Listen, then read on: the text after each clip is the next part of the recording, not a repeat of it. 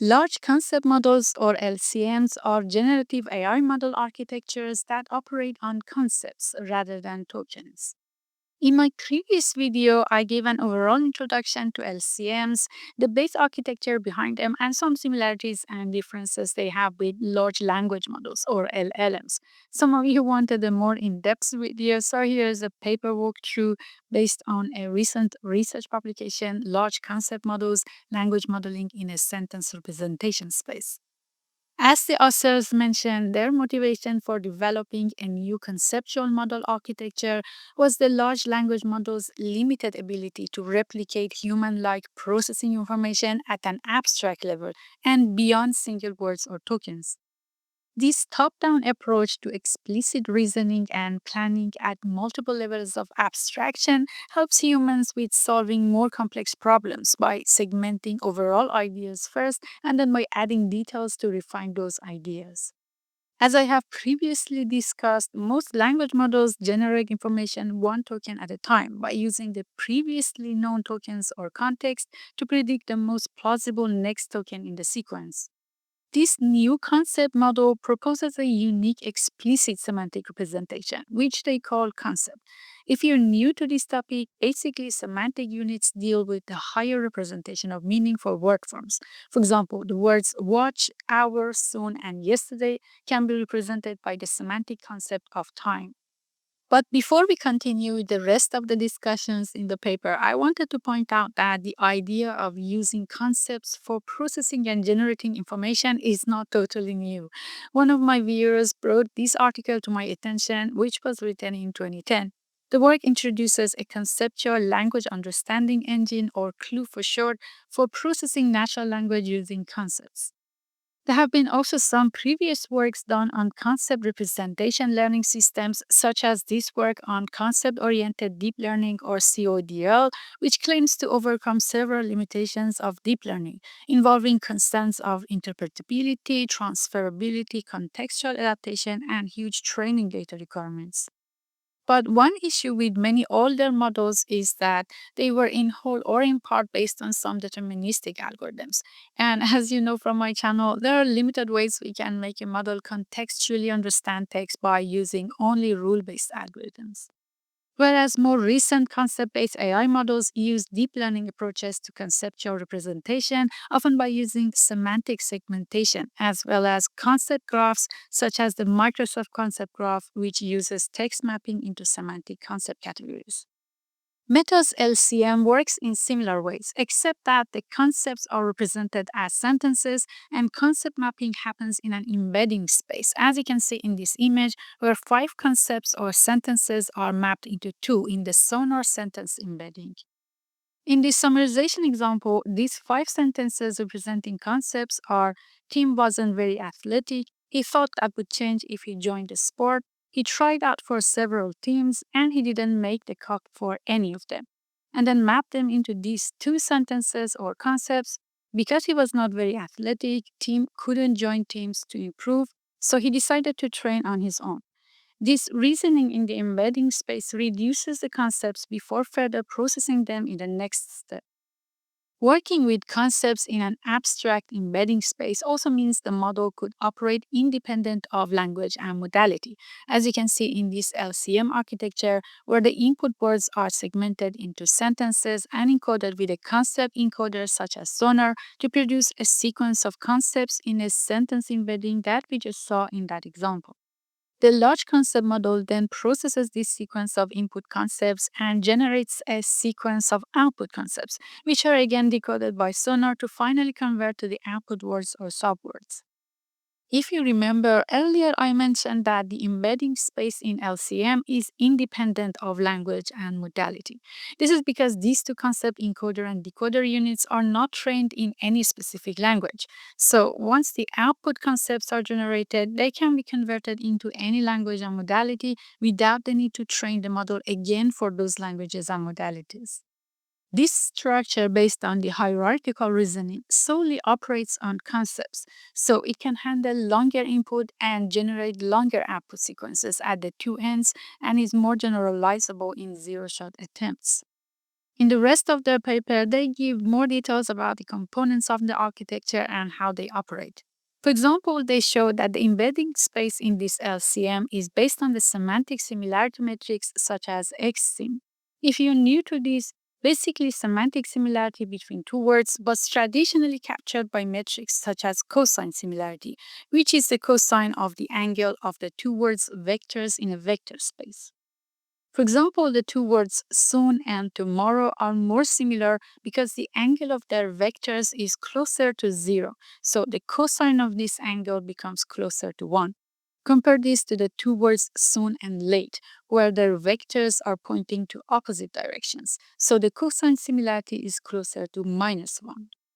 If you're still wondering how these vectors are calculated and represented in the vector space, all you need to do is to subscribe, so when its video is published, you get notified.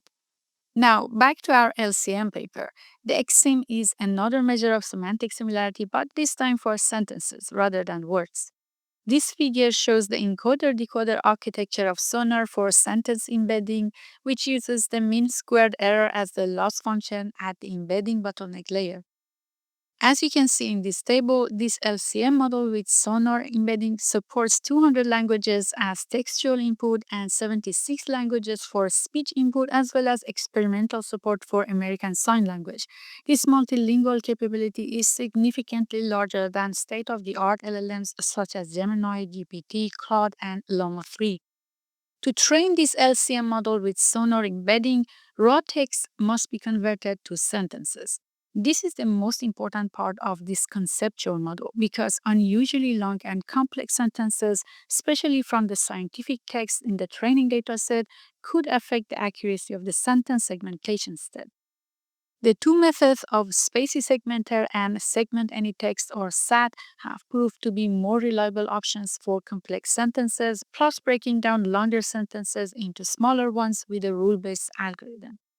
The authors then used the BLUE score to evaluate the accuracy of the sentence segmentation based on reference ones.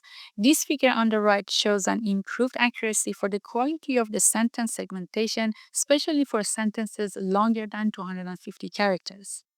The next challenge for the model is its ability to learn a conditional probability distribution over the continuous embedding of the next sentence instead of the next token. Luckily, the authors could benefit from already tested and proven methods such as the diffusion process in computer vision, which is capable of continuous data generation. The other two methods include quantization of the data as well as training a transformer-based model to generate this type of embedding. In the remainder of their paper, they explored these three possibilities for training the LCM. So as you can already guess, this Base-LCM model architecture is an exploration with a transformer-based method, where concepts as shown with these blue boxes are encoded and decoded at the two ends with the help of PreNet and PostNet. If you haven't heard of these before, basically the PreNet is a text encoder that maps these concepts or sentences to the hidden representations to be used by the transformer unit, which in turn are passed to the PostNet before generating the output concepts. These two processes normalize and denormalize the embeddings. So why do we normalize the embeddings? Well, we do this to make sure they are on a comparable scale and to reduce the impact of super long sentences. In this Base-LCM, this is done by scaling the data based on the interquartile range. This way, the Base-LCM is trained to take these sequences of concepts to predict the next concept or sentence, and the MSC loss function estimates the difference between the predicted concept and the ground truth concept in a semi-supervised method. This helps with minimizing the errors in the concept embedding space associated with generating a wrong concept, because unlike working with words, when we are working with concepts or overall ideas, we cannot pinpoint a specific idea as the exact one. So there could be other plausible concepts that the model ignored. From the three methods to train the LCM that I talked about earlier, we just covered the transformer-based method. The second method for training the LCM is by using the diffusion process that generates concepts in an autoregressive way, meaning one concept at a time, where the new predicted concept is added to the previous sequence of concepts at each point. In other words, the generation of the next concept depends on the previous context. Unlike the transformer-based architecture in the Base-LCM that we just reviewed, the diffusion process is capable of generating a diverse number of concepts. As you might already know, a diffusion model has a forward noising process and a reverse denoising process. So this is how I understand it works on concepts in a simplified way. For the training stage of the model, in the forward noising process, which is called the diffusion process, we take a clear concept or sentence at the first timestamp and gradually add noise elements such as random words to it at each subsequent timestamp to arrive at a complete noisy concept, which is nothing short of a totally random sentence with no clear idea. The verb to diffuse means to spread out or scatter around, so the diffusion process should make sense to you now. This forward noising process is a discrete-time Markov chain, which in modeling lingo means a sequence of random variables, also known as a stochastic process, where the next value only depends on the current value. Now, this chain gradually adds Gaussian noise to the data according to a variance schedule. That may seem complex, but a variance schedule basically tracks the variance of the added noise throughout this forward diffusion process. This schedule is there to track how much time spent at every noise level during the training process.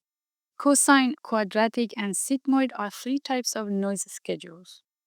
The more interesting part is the reverse or denoising process, where we take that completely noisy concept and gradually remove those noise elements or random words to reproduce the original clear concept or sentence with a clear idea.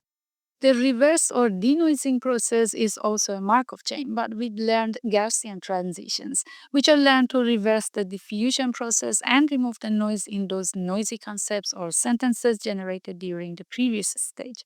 In other words, the model is trained to reverse the noising process from the total noisy concept or sentence to recreate the original concept or sentence. So far, we just learned how training the LCM model with the diffusion process works, but how about the inference? As you can see in this one-tower inference depiction of LCM, the noisy concepts shown with their timestamps above them as T enter as input to the main transformer unit.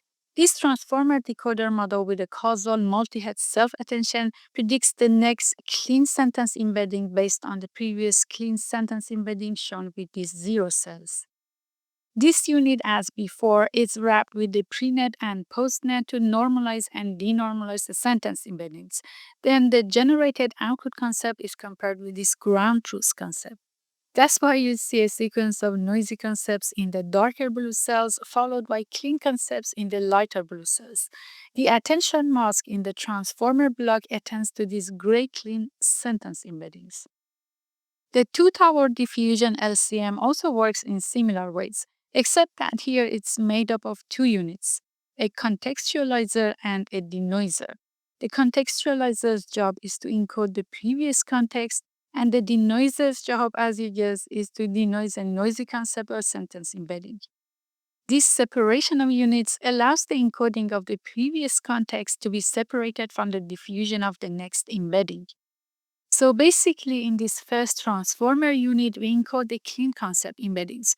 The output concept then is processed in this second unit, or denoiser, where the cross-attention block attends to that encoded concept and uses this as the context to gradually denoise a noisy concept it has received as input to get to a clean one.